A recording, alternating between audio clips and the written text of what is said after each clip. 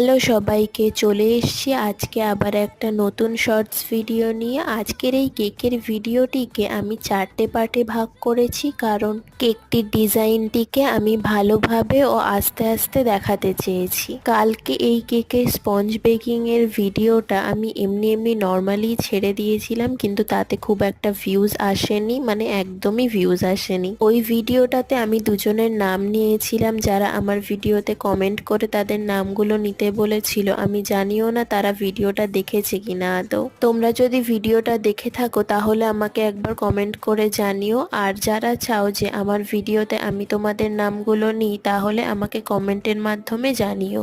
আর ভিডিওগুলি কেমন লাগছে সেটাও আমাকে কমেন্টে জানিও, আমার খুব ভালো লাগবে।